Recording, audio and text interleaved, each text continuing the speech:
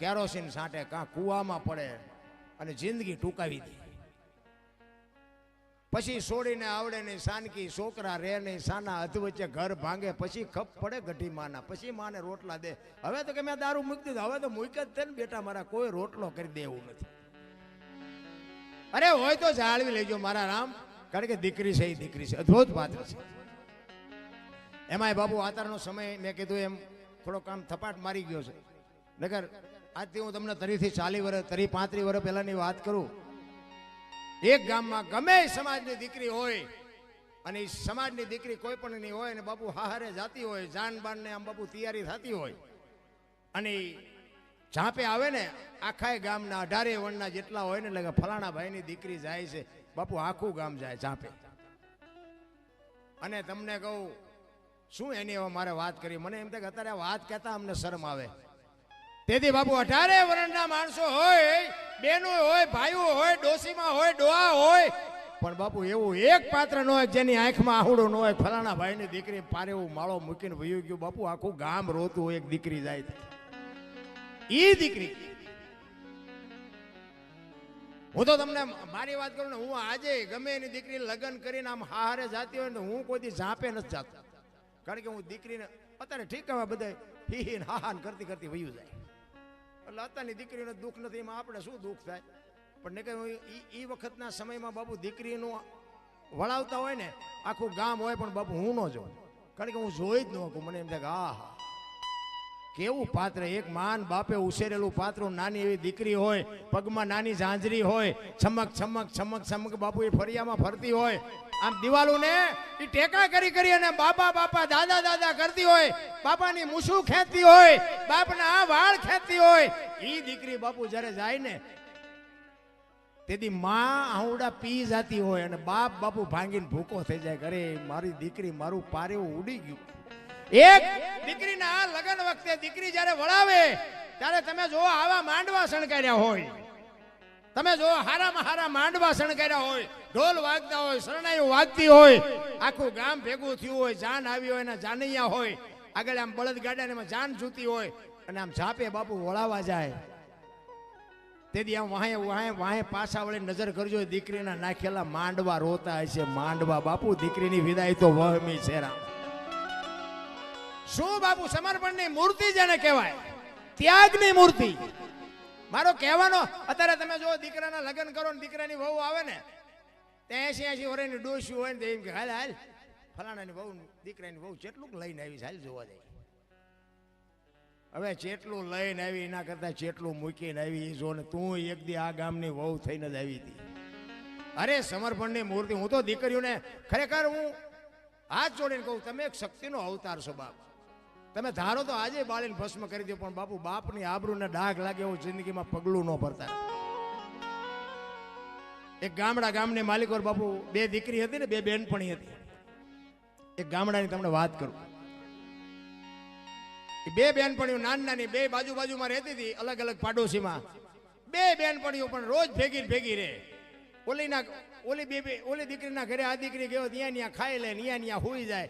આ દીકરી કદાચ આના ઘરે હોય તો અહીંયા ખાઈ લે, અહીંયા હુઈ જાય. 2 દીકરીઓ બાપુ ખેતરે જાય, ભણવા જાય, ઢોરમાં જાય, ભેગી. સમય સંજોગ અનુસાર બાપુ 2 દીકરીઓ 18 20 વર્ષની થઈ ને, તેથી બાપુ 2 દીકરીઓના માતા પિતા દીકરી માટે બાપુ સંબંધ મળ્યા ગોતવા, અને સમય સંજોગ અનુસાર 2 જણાને 2ને અલગ અલગ ગામમાં 2 દીકરીઓને લગ્ન કરી દેવાના. એક દીકરીને જોવો ને બાપુ બંગલાની સાહેબી, મોટરની સાહેબી, અને એક દીકરીને તમે જોવો ને તો બાપુ બટકું રોટલો ખાવા ન દે, એની હાહુ એની નણંદ પહેરવા કપડું ન દે ભાઈ. જો આ બાપુ કરમની ગતિ છે. બધાને બાપુ બંગલાની ગાડીઓ જોવે છે, બધાને ન મળે. પૈસાદારની જે દીકરી હતી, પૈસાદારના કુટુંબમાં જે વહુ થઈને આવી હતી, એને એના ઘરવાળાને એકવાર કીધું કે હું મારા બાપના ઘરે જાઉં તેથી મારી બેનપણી સાસરે હોય છે, ઈ મારા બાપના ઘરે આવે તો હું સાસરે હોય. અમારા લગ્ન થયા તેતું અમે એકઈ ભેગા નથી થયા. હાલ નહીં કે હાલો નહીં કે આપણે ગાડી લઈને જાય, મારી બેનપણી ફલાણા ગામમાં છે. એ 2 જણા ગાડી લઈને એ ગામમાં જાય છે. ગામમાં પૂછતા જાય છે કે ફલાણા ભાઈનું ઘર કોકે બતાવ્યું હામાં છે. એ બારણાની વચ્ચે એ દીકરીની સાસુ ઊભેલી. એને કીધું કે ફલાણા ભાઈનું ઘર, તો આને કીધું હા, તો કે ફલાણી બેન, તો કે હા એ મારા દીકરાની વહુ છે, અંદર રૂમમાં છે. એ રૂમમાં હતી ને એટલે આ જે બેન આવી હતી ને એ બેને કીધું કે બેન હું ઠેઠ 50 કિલોમીટરથી આવી છું, તું રૂમમાંથી બારી તો નીકળ. તેથી બાપુ એ બેન બારી નથી નીકળતી. અને બેન શું કહે છે, હું બારી નહીં નીકળું. બાપુ જો દુઃખ તો તમને મને કોઈને નથી.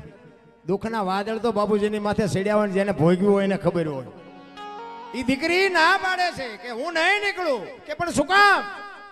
ત્યારે દીકરી કહે છે દુઃખનો ઉગ્યો છે દાફડો રે માથે ઉગ્યા કાળા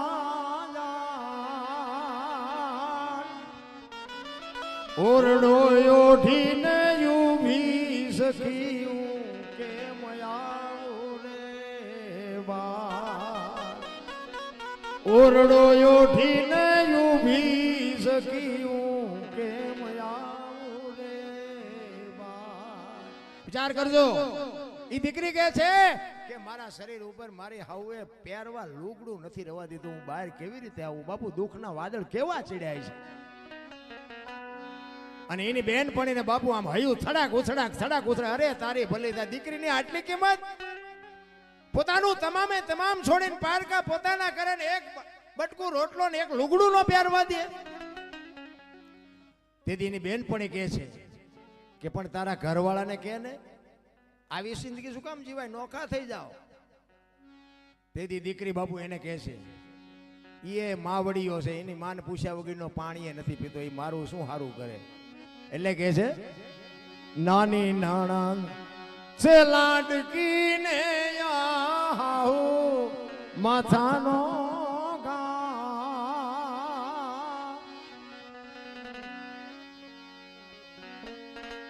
નાની નણંદ છે લાડકી ને માથાનો કાયર છે મારો કંથડો સખી કેમ આવું રે બા. નણંદી કે મારી નણંદ છે ને કાળી નાગણી છે, નાગણી. અને હાવું નહીં તો તું મારા ગામમાં જઈને કોકને પૂછતો ખબર પડે મારી હાવું જેવી છે. વિચાર કરજો અને ધ્યાન રાખજો. તમે એક દી દીકરી હશો ને એક દી હાવું થશો ને એક દી વહુએ થશો. બાપુ પાત્ર જ્યારે બદલાઈ જાય ને એ તમારી ભૂમિકા ભૂલી ન જતા. આપણી દીકરી કોકના ઘરે હોય ને કોકની દીકરી આપણા ઘરે હોય, બાપુ હાચવી લેજો. ને અત્યારની વહુ બાપુ પગ દબાવે નહીં. એ તો જો હારી હાવું હોય પગ દબાવે ને ગળા દબાવે. અત્યારે વહુને કાંઈ શીખડાવવા પણ નથી. ઈ કે પણ મરી જા. એની બેનપણી કે છે તારો ઘરવાળો ન માને, તારા ઘરમાં તારું કાંઈ ઉપજતું ન હોય તો મરી જા ને, આવી જિંદગી હું કામ જીવસ. તારે ઈ કે છે હું ખાનદાન બાપની દીકરી છું, મને ખબર છે આવી જિંદગી ન જીવાય. પણ મરી જાઉં ને તો કે મારા બાપની આબરૂ જાય ને કોક એમ કે આને કંઈક કાળું ધોળું કર્યું છે એટલે મરી છે, તોય નહીં આ દુનિયા મારું હારું કે. અને મારા ફૂલડા જેવા 2 સંતાન છે ને એ મને હુકો લુખો રોટલો દે ને હું મારા સંતાનને ખવડાવું છું. મારા સંતાન મારા વગરના મરી જાય એટલે જીવું છું. અરે શું મારા રામ તમને મને દુઃખ પડ્યું છે. રોતી રોતી બાપુ ગાય છે જીવવા કરતા મન મરવું આલો મારા બાપની ઇજ્જત જાય. જીવવા કરતા મન મરવું આલો ને મારા બાપની ઇજ્જત જાય. મારા છોરો મને ગળે વળગાવું કેમ આવું રે બા. મારા છોરો મને ગળે વળગાવું કેમ આવું રે બા. તારે મારા દર્શન કરવા હોય તો બારણાની તિરાડથી જોઈ લે, બાકી હું બહાર નહીં આવું ને નહીં આવું. મારો બાપ ખાનદાન છે. વિચાર કરજો શું દુઃખ છે એની પાસે. એની બેનપણી બાપુ બહાર ઊભી રોવે છે. હે ભગવાન મને ત્યાં એટલું બધું આપ્યું, એમાંથી થોડુંક તો એને દેવું હતું. મને મારો ધણી આમ હાથની હથેળીમાં રાખે, મારી હાવું મને હથેળીમાં રાખે, મારી નણંદ મને હથેળીમાં રાખે, અને આને એકે કોઈનું બારણું ઉઘાડું નથી. બે બાપુ નાનેથી મોટા ભેગા થયેલા. એ દીકરી જે સુખી હતી એ દીકરી માથે કેવી વેદના થતી હશે કે મને મારા ભગવાને કેટલું આપ્યું ને મારી બેનપણીને બસ આટલું જ. શું કામ? ઈ કે પણ બેન કેમ હવે? ઈ કે હવે તું અહીંથી વહી જા પાછી. ઈ અંદરથી કહે છે તું હવે પાછી વહી જા, પણ એક મારી ભલામણ છે તને, હવે તું મારા ગામમાં કોઈ દી આવતી નહીં. તને ખબર પડે ને કે મારી બેનપણી મરી ગઈ તેથી તું કાણે આવજે, પણ કાણે આવ્યું ને તો તને એક જ ભલામણ છે કે અહીં મારા ઘરે ન આવતી. મહાણમાં જઈને મારી રાખનો ઢગલો હોય ને એ ઢગલે કાન રાખજે, તેથી મારી રાખ રોતી હશે મારા દુઃખની પરાકાષ્ઠાની તને ખબર પડે. અરે શું મારા રામ તમને મને, હું તો એટલા માટે કહું કે બેનો દીકરીઓ માથે જુલમ ન કરો. ઈશ્વર કોઈ દી નહીં શું. એટલા જ માટે તમને મને આ મોકો મળ્યો છે. મને તો એમ થાય કે આપણને અવતારા માણસનો મળ્યો ને આવડો આ સમય મળ્યો, શું ઘટે? પણ બાપુ સંતોષ જેવી ચીજ નથી. નકર આપણે આ જેટલા જાનવર છે 84 લાખ યોની છે ને,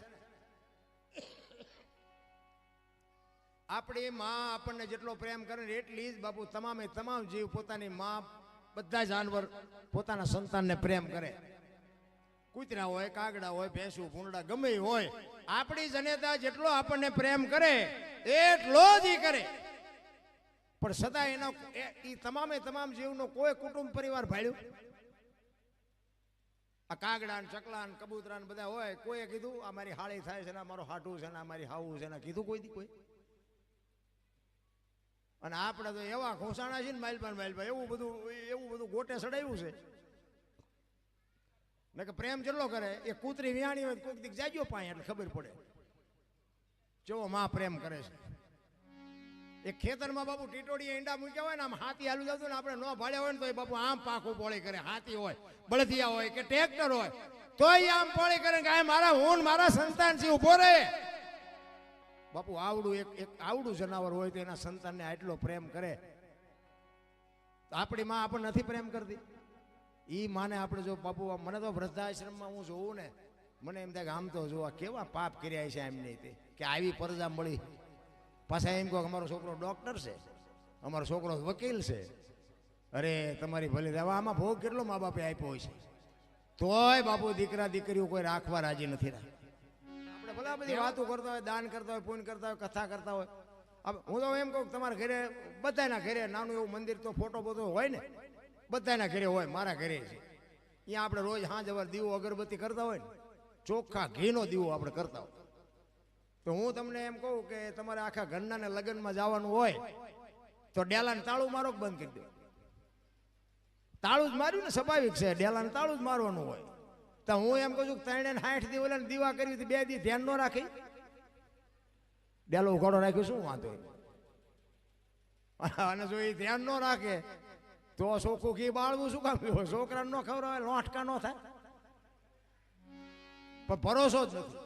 મુદ્દો અહીંયા છે ને કે 80 વર્ષની માં હોય અને ખાટલામાં ઊભી ન થઈ શકતી હોય અને એ એમ કે તમે બધા લગ્નમાં જાઓ મારે નથી આવવું, તો ડેલો તમે ભાવો કે માં છે ને કોક આવશે ને તો અવાજ કરશે ને તો બાજુવાળો આવી જાય, ડેલો ભલે ઉઘાડો રહ્યો. તો જીવે છે એની કોઈ કિંમત જ નથી, એને કોઈ રાખવા રાજી નથી. એ કહે તાળા મારો, તાળા મારો. એટલે લઈ જવાવાળા તાળા છે તો લઈ જવાના. વિશ્વાસ ભરોસો બાપુ ભજનના ભરોસે રેજે, અંતે ઈનર હોપશે, અમર બીજક હાથ લાગ્યું અને કાળ કેમ લોપશે. સવારામ બાપા ઈ બજાડાની બજારમાં બાપુ વાણી કરે. સવારામ ભગત બજાડામાં આવે, ભજન કરે, સુરતા સુગડ સમેટે, સાહેબ ઘટમાં ભેટે, તીર્થ વ્રત બહુ કરે, જાય બદ્રીને બેટે, પડ્યું અહીંયા ગોતે ને ગોતે, શેટે શેટે, આદલ તો અંતરમાં રહેશે મારા બાપ, ભજન કરો તો ભેટે. આ એક ભજન બાપુ સવારામ બાપાએ ગાયું. જબુમાં એના ઘરે હતા ને અહીંયા એને વાગી ગયું કે મને જ કે છે. અને સવારામ બાપાના ખોળામાં માથું નાખીને જબુમાં કહે છે એક વાણંદની દીકરી કે બાપુ મને આ માર્ગ બતાવો. એ કે ભાઈ આ તો ગાયેલું ગઉં છું, સાંભળેલું કહું છું, મને આમાં કાંઈ ખબર નથી. કે ના બાપુ બહુ આજીજી કરીને સવારામ બાપાએ કીધું ભાઈ સમય આવશે કંઈક જોઈશું. સવારામ બાપા વિયા ગયા અને બજાણાથી પીપળીના ધક્કા ચાલુ કરી દીધા જબુમાએ. અને જ્યારે બરોબર પાત્ર થયું તેથી કંઠી બાંધીને બાપુ જોવા ઉજળા કરી દીધા સવારામ બાપાને જબુમાએ. પોતાના રહી જાય ને બીજા કરી જાય. આપણા જ નથી સમજી શકતા. આપણા નડે ને એટલે સમજી લેવાનું કે ઈશ્વર ત્રાજવે આવ્યો હોય તો જ આપણા નડે. નકર દેવળિયા સુધી ઓળખે ને પડખે મર્યા હોય ન ઓળખે. આપણા નડે ને પછી સમજવાનું કે ઈશ્વર ત્રાજવે આવ્યો હોય તો જ આપણા નડે. અને જો ઇતિહાસ એના જ થયા છે. મીરાબાઈ કોણ નડ્યું? રાણો. નરસિંહ મહેતા કોણ નડ્યું? એની નાય. પ્રહલાદ ને કોણ નડ્યું? એનો બાપ. પાંડવોને કોણ નડ્યા? કૌરવ. પોતાના નડ્યા પછી જ ઇતિહાસ થયા. આપણા નડે ને પછી ભૂજાવાનું નહીં. સમજી લેવાનું કે ઈશ્વર આપણી પાસે નજીક આવ્યો હોય તો જ આપણા નડે. રોદડા નો રોવા. હું આ બધે હું જે વાત કરું ને આ બધા પીરિયડમાંથી હું પાર થયેલો છું. આ ભજન તો મેં કીધું ને ખટારો આંકતો તારું નકરા તોફાન જ કરતો હતો. બાજવાનું જ કરતો હતો. આ તો પછી ચારે બાજુથી બટા જટી બોલે ને આંગળી કોઈ પકડનારું ન રહ્યું ને પછી આ પકડ્યું. હા મેં કીધું માર્ગે છોડો ને કરે. હવે મેં કોઈક રાંકા ગહી નાખશે. બહુ બાજુ ઝઘડા સિવાય કઈ કર્યું જ નતું. અને નકરા માર્યા છે એવું નથી. મેં મારે એટલો ખાધો. હા અહીંયા કોકને મારવી થોડા મૂકે.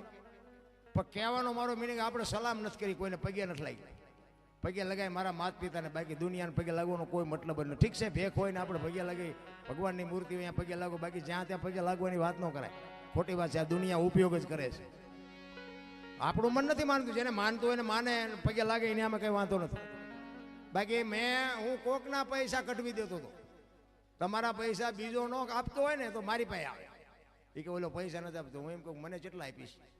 એવા કંટ્રાક્ટ રાખતો હતો. અત્યારે 7 જણાએ મારા બૂસ માર્યા છે. મને એક સંતે કીધેલું, આ હકીકતની વાત કરું, આ કોઈ જોક્સ નથી. મને એક સંતે આ ભજનના માર્ગે ચડ્યો પછી મને એક સંતે કીધું, મને કે બાપુ તમે પૈસા કોઈ ન દેતા. મેં કીધું કેમ? મને કે દેશો તો આવશે નહીં. એવું થોડું હોય ભલા મને. તો કે તમે હું તો આ તમને ટકોર કરું, દેવા જ દેજો, હું તમને કઈ કહેતો. એટલે પછી મને આમ એમ થયું મેં સારું આ દુનિયામાં છે તો અત્યારે બધા